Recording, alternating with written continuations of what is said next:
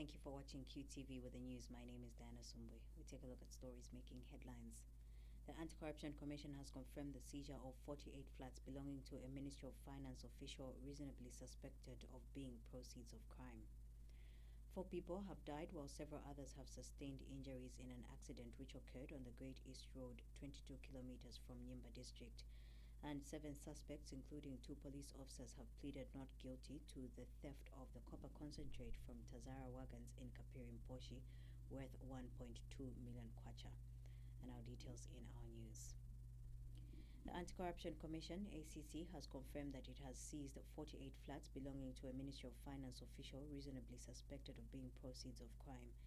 ACC Public Relations Manager has clarified that this is contrary to a story circulating on various social media platforms, that the Commission has seized 56 units of flats alleged to be proceeds of crime. In a statement made available to Q News, Mr. Mono says investigations established that 48 flats were acquired by the suspect in Chalala area of Shantumbu Road in Lusaka. He says of the 48 units, 30 are complete while 18 are incomplete. Mr. Mono says in addition, 13 bare plots were also seized. He says that the properties have since been forfeited to the state pursuant to the Anti-Corruption Commission disposal of recovered property regulations. 4 people have died while several others have sustained injuries in an accident which occurred at Kasusu area, 22 kilometers east of Nyimba district on the Great East Road. Police spokesperson Esther Katongo says the accident happened yesterday. The accident happened on 17th July 2019 at around 6:30 hours. She says involved was a motor vehicle, Fuso Mitsubishi truck, registration number ALZ 6962, which was driven by Makro Mumba, age 37, of Dasala 5 compound in Petauke district, carrying 38 passengers on board and 50 by 70 kg bags of assorted goods. Mrs. Katongo explains that the accident happened when the driver was ascending a hill, and in the process the propeller shaft broke due to overloading and the vehicle rolled backwards, leading to the driver losing control of the motor vehicle and later overturned. Serious injuries, while 16 had minor injuries in an accident which occurred on 17th July 2019 at about 0:30 hours at Kasusu area, 22 kilometers east of Nyimba district. The accident happened when the driver or the motor vehicle was ascending a hill, and in the process the propeller shaft broke and the motor vehicle rolled backwards, leading to the driver losing control of the motor vehicle and later overturned. It is suspected that the fault of the propeller shaft was as a result of overloading. The driver and 7 other passengers escaped unhurt. All the bodies are lying in Nyimba District Hospital mortuary, while the seriously injured are admitted to the same hospital. The 16 passengers who sustained slight injuries were treated as outpatients. Meanwhile, police have recorded a warn and caution statement from Movie TV reporter Kalan Muchima in connection with the manner in which he reported the assault of Kabwata Member of Parliament and Justice Minister Given Lubinda by PF cadres at Kabwata Market last Friday. Muchima appeared for questioning at the police headquarters in the morning after being summoned. He was accompanied by his lawyer, Katungu Mwinga, who refused to talk to journalists after hours of interrogation. Lawyers from Media Institute of Southern Africa, MISA, Zambia, also accompanied him. And police spokesperson Esther Katongo has confirmed to Q News that Muchima has been warned and cautioned for libel. On Sunday, Patriotic Front Media Director Sunday Chanda urged the police to take particular interest in the manner in which Muchima reported the assaulting of the Kabwata Member of Parliament. Mr. Chanda alluded to some aspects of his news report, which he said contained his own opinions, which could incite the public against Mr. Luvinda. Police have arrested and detained 2 Lusaka residents for being in possession of fake grade 12 school certificates. Examination Council of Zambia ECZ Public Relations Specialist Ronald Tembo says Elliot Muntanga, 42, and Precious Tembo, 32, were arrested when they attempted to verify their purported school results. Mr. Tembo says Mr. Muntanga, a 4th-year student at Lusaka Apex Medical University and resides in Chalala, was found with a fake 1995 grade 12 school certificate. He says that the suspect, who claimed to have obtained the certificate at Kamala General Certificate Center in Lusaka, is believed to have used the same fake certificate to enter college. He says Ms. Tembo, also of Chalala, was on the other hand found with a fake 2004 grade 12 school certificate from Parkland Secondary School, whose examination she never sat. Mr. Tembo has further disclosed that the police have also arrested and detained Charles Munsanshi, 19, of Luansha in connection with a WhatsApp group that has been selling ECZ exam papers online. The information gathered by the council so far suggests that Mr. Mutanga did not know that he had fake results. Before his arrest, it is suspected that Mr. Mutanga used the same fake results to obtain a diploma in pharmacy from Evelyn College, a general certificate in mining, first aid from Chamber of Mines of Zambia, Council First Aid, and a certificate in short advanced intensive courses unit from Technical and Vocational Teachers College of Luansha. In the same vein, Precious Tembo, aged 32, of Chala in Lusaka, was also found with a fake 2004 grade 12 school certificate from Parkland Secondary School, whose examination she never sat. It is believed that her brother-in-law assisted her to obtain the results. And in another development, police in Lusaka have arrested and detained Charles Musanshi, aged 19 years, of Luansha Town, who is suspected to have been an administrator behind many WhatsApp groups allegedly selling examination question papers online. All the three suspects remain in custody and will appear in court soon. 7 suspects arrested for allegedly stealing over 88 tons of copper concentrates valued at over 1.2 million kwacha from the Tanzania-Zambia Railways Authority Tazara wagons in Kapirimposhi district have pleaded not guilty to the offense. The accused, who include 3 state police officers and 4 Tazara employees, appeared in the Kapirimposhi Magistrate Court for plea. Before Resident Magistrate Obian Katiamba were Masao Sobanda, 45, George Mumba, 47, and Akim Kunda, 27, all police officers, and 4 Tazara employees, namely Gaston Siame, 34, a shunter, Stand Angusa, 40, a foreman, Mishek Simwaka, 38, a locomotive driver, and Kasule Ngambi, 26, a locomotive driver, who are facing a charge of theft of copper concentrates, contrary to Section 275A(1) of Penal Code of the Laws of Zambia. Particulars of the offense are that on 3rd July 2019, the accused jointly and while acting together with others unknown stole 88.132 tons of copper concentrates valued at 1,282,817 kwacha, property of Impala Terminus Limited. Meanwhile, Magistrate Katiamba has granted all the 7 accused 20,000 kwacha cash bail each, with 2 working sureties in their own recognizance. Magistrate Katiamba has since set 29th and 30th July as dates for commencement of trial. The Consumer Unity Trust Society (CATS) has implored the Ministry of Finance to prioritize and ensure the timely release of funds to the Ministry of Agriculture to ensure the successful implementation of the e-voucher system during the 2019-2020 farming season. CATS National Coordinator Chinai Makumba says for the sake of the economy and farmers, government should undertake the necessary steps to ensure the timely and effective implementation of the e-voucher system. Ms. Makumba notes that implementing the FISIP program through the e-voucher system will help the country in achieving its budget ambitions, as it is significantly cheaper to deliver than the traditional FISIP.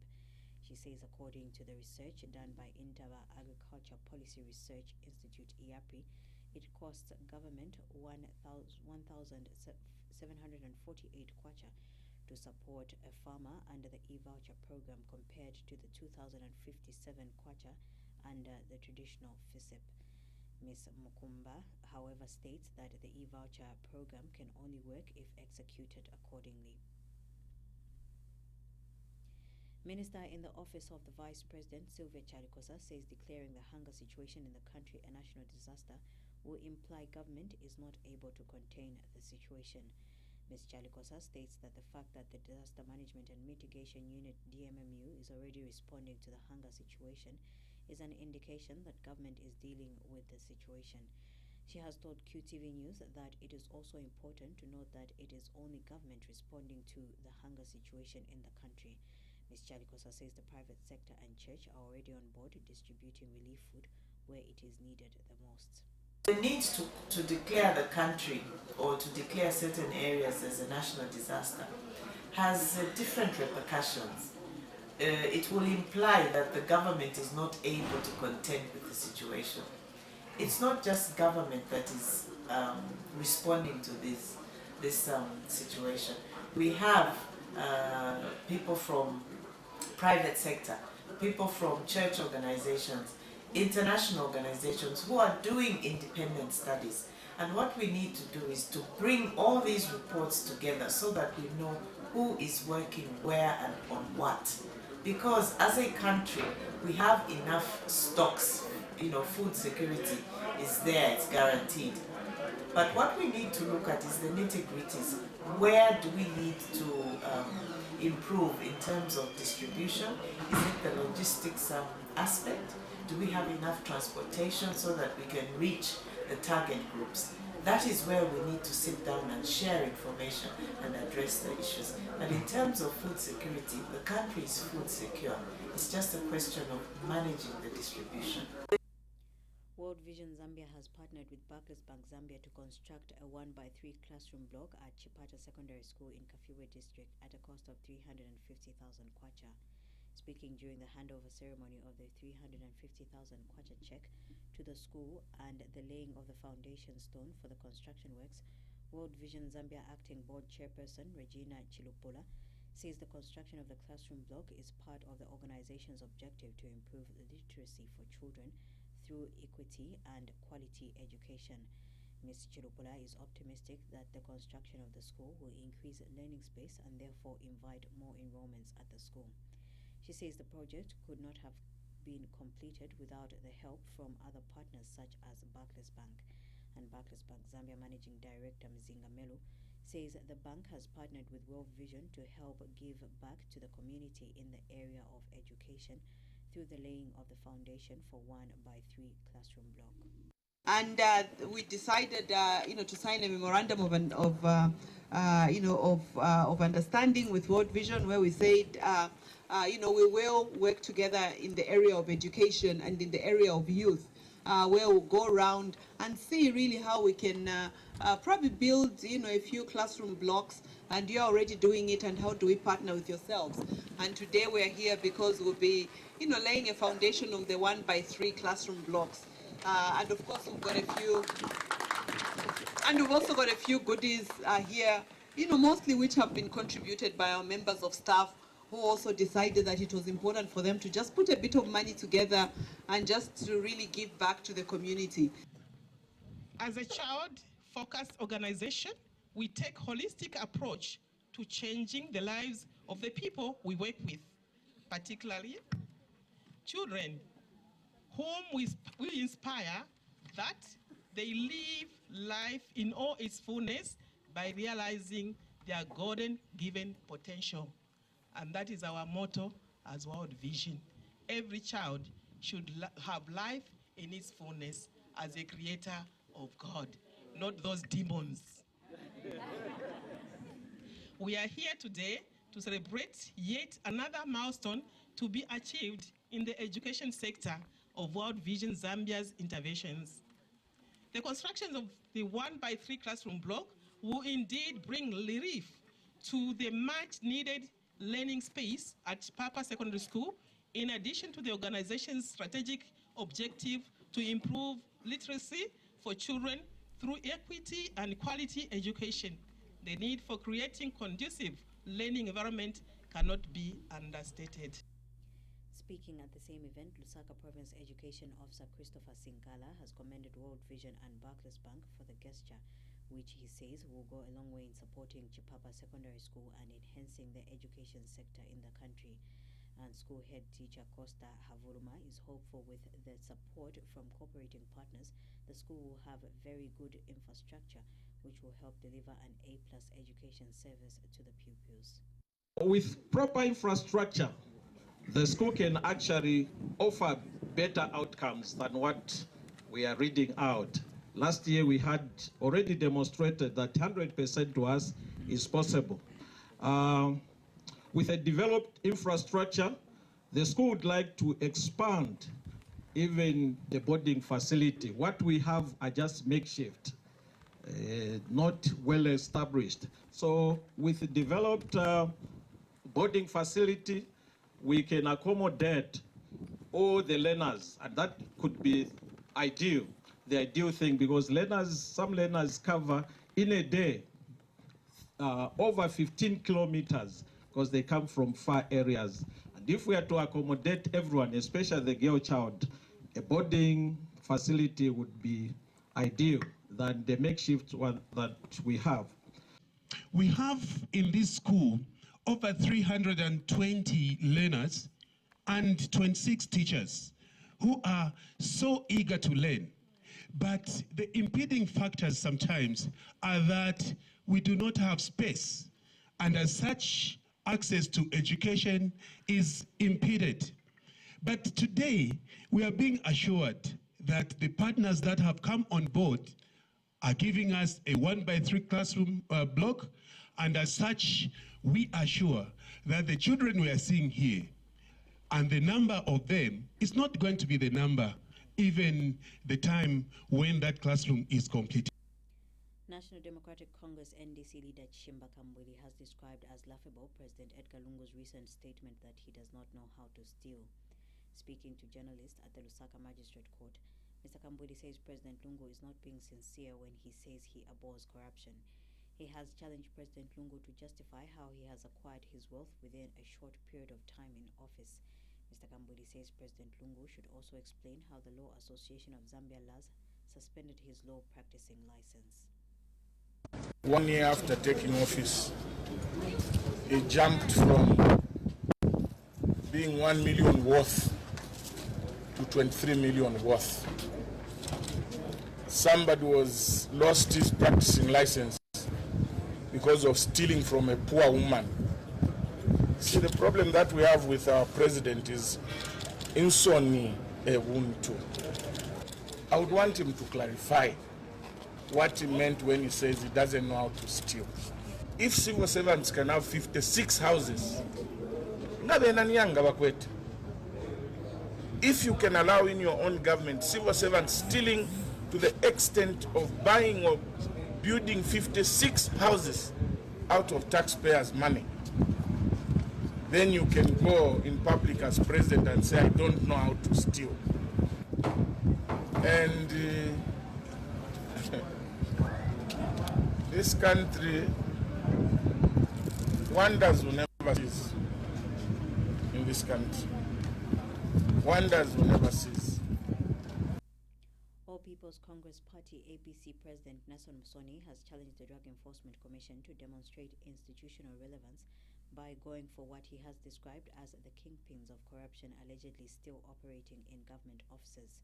Mr. Musoni feels the DEC should pursue the senior government officials cited in the FIC Financing Trends Report and the Auditor General's report instead of vigorously pursuing petty thieves of insignificant amounts. He says the numerous reports churning out from the DEC of arrests of petty thieves are irking because, as the alleged true criminals who are indicted for grand corruption are reluctantly being pursued. Mr. Musoni has since noted the need for the country to have a new breed of clean political leaders to help raise the declining standards of governance in the country. We think that the institution should not engage itself into publicity stunts on low threshold cases involving petty offenses or petty theft cases, spending countless of millions of taxpayers' money on insignificant cases, when they have all these outstanding cases in those voluminous reports, the FIC reports. So for once, we think that the Drug Enforcement Commission, and this also goes for other law enforcement agencies, that the time is now right to start pursuing high-profile cases instead of wasting time pursuing cases that can better be handled or best handled by our police service, So we think that the Drug Enforcement Commission has an obligation to demonstrate institutional relevance. The Federation of Free Trade Unions of Zambia, FFTUZ, has called on government to reopen the Copperbelt University unconditionally. Union President Chingati Msiska says the continued closure of CBU is a drawback to the country's education and labor sectors, as the potential labor force is being held back. Mr. Msiska says the continued closure of the Copperbelt University is creating a lot of anxiety among students and has affected the academic calendar. He states that Higher Education Minister Professor Nkanduluo should not take pride in seeing the university perpetually closed, as this only goes to show that government does not prioritize the education sector. The Copperbelt University was closed on April 5, 2019, and recently in a statement delivered to Parliament, Higher Education Minister Nkanduluo insisted that the institution will remain closed until security measures are put in place. We have our nieces, we have our brothers, we have our sisters, we have our children at CBU, and it's a it's very painful, really. Even as from the labor movement point of view, I think it's high time the Minister of Higher Education has considered reopening the institution. Yes, we have heard about those measures that they have put in place. They have to improve on security, they have to work on this, but it has taken long. So we want to appeal to the Minister of Higher Education that let the institution be opened. New Congress Party President Peter Chanda has urged new Finance Minister Dr. Bwalyangandu to work hard and ensure he meets the aspirations of the Zambian people. Mr. Chanda says Dr. Ngandu should also implement the vision of President Edgar Lungu to change the state of the Zambian economy. He is confident that the new Finance Minister will fulfill the great task of managing Zambia's economy. Mr. Chanda has also commended former Finance Minister Margaret Monakatwe for the work she has done for the Zambian people. It is for this reason that I call upon the new Minister of Finance to ensure that he works hard to meet the aspirations of the Zambian people, as well as ensure that he implements the vision of President Edgar Lungu. We know Dr. Bwalyangandu is well qualified. We know that he's a competent economist. But one thing that I can call him is that at this point in time, he's now a politician. So we understand that he's a professional person, but each and every person has got a political inclination. And I want to state that it is a well-deserved appointment. I thank you. Thank you, sir. To end the news, we recap on our headlines.